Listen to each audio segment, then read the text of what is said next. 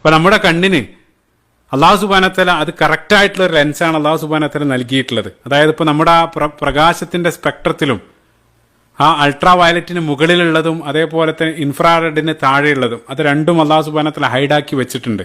അത് കാരണം നമ്മൾ മനോഹരമായിട്ടുള്ള ഒരു പ്രപഞ്ചം മാത്രമാണ് നമ്മളിവിടെ കാണുന്നത്. അതേസമയം ഇപ്പം നമുക്കറിയാം ചില ജീവികൾ ഈ ഇൻഫ്രാറെഡ് അൾട്രാ വയലറ്റ് എല്ലാം കാണാൻ സാധിക്കുന്ന നിരവധി ജീവികളുണ്ട്. ഇപ്പോൾ കൊതുക്, വവ്വാൽ, ഇതേ രൂപത്തിലുള്ള നിരവധി ജീവികൾ. അപ്പം അവരുടെ ആ ദൃഷ്ടിയിൽ യഥാർത്ഥത്തിൽ അവർ കാണുന്നത് നമ്മുടെ ആ പ്രപഞ്ചത്തിന്റെ മറ്റൊരു വെർഷനാണ്.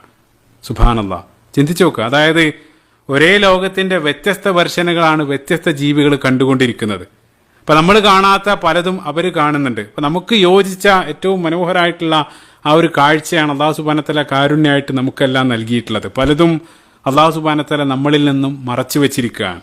ഇപ്പോൾ ചില പഠനങ്ങളിൽ അവർ ആ ശരീരത്തിന്റെ പ്രധാനമായിട്ട് ആ പൊക്കിൾ കൊടിയുടെ ഭാഗം അത് പരിശോധിച്ച സമയത്ത് അവിടെ ആയിരക്കണക്കിന് വ്യത്യസ്ത സ്പീഷീസുകൾ ആ ഒരു ഭാഗത്ത് തന്നെ ഉണ്ട്. അതേപോലെ തന്നെ നമ്മുടെ കക്ഷത്തിൽ നമുക്കറിയാം വിയർപ്പ്, ആ വിയർപ്പ് നമ്മൾ ഡിയോഡറൻ്റെല്ലാം ഉപയോഗിക്കാറുണ്ട്. അത് വിചിത്രമായിട്ടുള്ളൊരു കാര്യം. യഥാർത്ഥത്തിൽ നമ്മുടെ ശരീരത്തിലെ ആ വിയർപ്പ് ഗ്രന്ഥികൾ, അപ്പോക്രൈൻ ഗ്രന്ഥികൾ ഉൽപ്പാദിപ്പിക്കുന്ന വിയർപ്പിന് യാതൊരു ഗന്ധവുമില്ല. ആ വിയർപ്പിന് ഗന്ധം വരാനുള്ള കാരണം ആ വിയർപ്പ് ചില ബാക്ടീരിയകൾ ഭക്ഷിച്ച് അവയുടെ വിസർജ്യമാണ് ആ ഗന്ധമായിട്ട് പുറത്തു വരുന്നത്. അങ്ങനെയാണ് അത് സൂചിപ്പിക്കുന്നത്.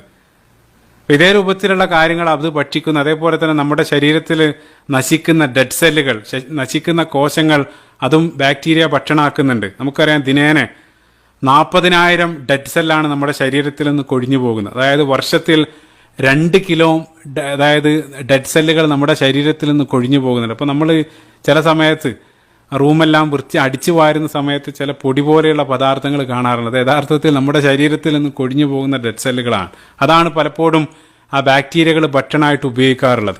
അപ്പോൾ നിങ്ങൾ ഈ ബാക്ക്ഗ്രൗണ്ടിൽ കാണുന്നത് നമ്മുടെ ശരീരത്തിന്, ഞാൻ പറഞ്ഞുകൊണ്ടിരിക്കുന്ന നമ്മുടെ പുറത്ത് ജീവിക്കുന്ന, അതായത് നമ്മുടെ മുഖത്ത് ജീവിക്കുന്ന ഒരു തരം സൂക്ഷ്മ ജീവിയാണ്. നമ്മുടെ കണ്ണോട് കാണാൻ സാധ്യതയില്ല. ഇലക്ട്രോൺ മൈക്രോസ്കോപ്പ് വെച്ച് നോക്കിയാൽ ഇത്തരത്തിലുള്ള നിരവധി ജീവികൾ നമ്മുടെ മുഖത്തുണ്ട്. ഡിമോഡെക്സ് മൈറ്റ്സ് എന്നുള്ള പേരിലാണ് ഇത് അറിയപ്പെടുന്നത്.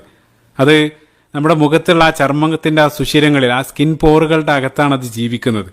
അത് 14 ദിവസത്തെ ലൈഫ് സൈക്കിളാണ് അതിനുള്ളത്. അത് നമ്മുടെ ആ സ്കിന്നിനകത്തുള്ള ആ സീബം, അതായത് അവിടെയുള്ള ആ കൊഴുപ്പ് ഭക്ഷിച്ചിട്ടാണ് അത് ജീവിക്കുന്നത്.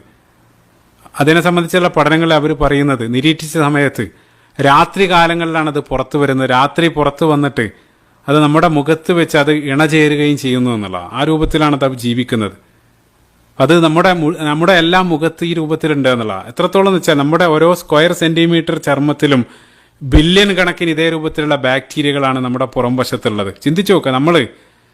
ഇതെല്ലാം അല്ലാഹു സുബ്ഹാനഹു വ തആല